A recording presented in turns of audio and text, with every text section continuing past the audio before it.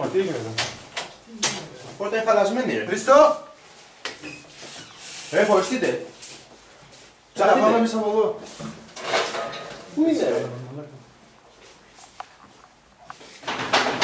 Δεν είναι πουθενά, ρε. Εδώ δεν είναι πάντως. Πού είναι? Ούτε εκεί. Δεν ξέρω που έχει πάει. Κάτσε, ξέρω εγώ. Κάτσε. Πού έχει πάει τώρα? Κάτι δεν πάει καλά, ρε.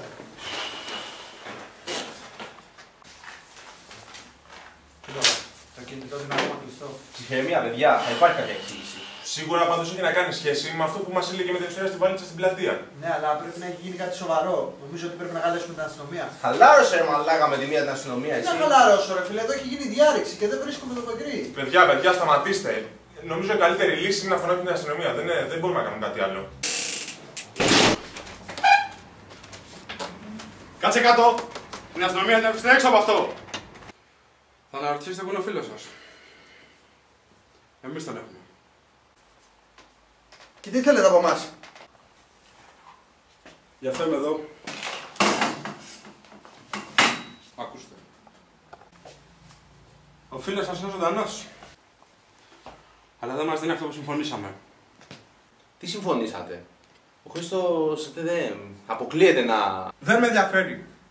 Το θέμα είναι πως ο φίλος σας την έχει άσχημα. Και για να τον βοηθήσετε πρέπει να κάνετε ό,τι σας πω. Και αν αρνηθούμε? Θα βρεθείτε στην ίδια κατάσταση με τον φίλο σας.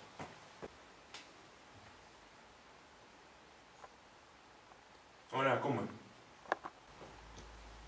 Λοιπόν, έχω μια δουλειά για σας. Αν δεν καταφέρετε, θα πάρετε πίσω το φίλο σας. Αν όχι, τότε κανείς δεν ξέρει την τύχη σας. Δεν υπάρχει άλλη επιλογή. Ακούστε την αποστολή σας. Θα πρέπει να βγάλετε από τη μέση τον άνθρωπο που θα σας πω.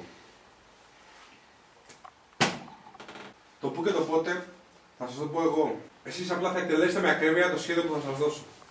Και ποιος είναι αυτός? Αυτό δεν σας αφορά. Προς το παρόν θα μείνουμε μέχρι εδώ. Τα υπόλοιπα θα σας τα πω όταν αποφασίσω εγώ. Και να θυμάστε, αν κάποιος από εσάς πλέξει την αστυνομία, ξεχάστε το φίλο σας.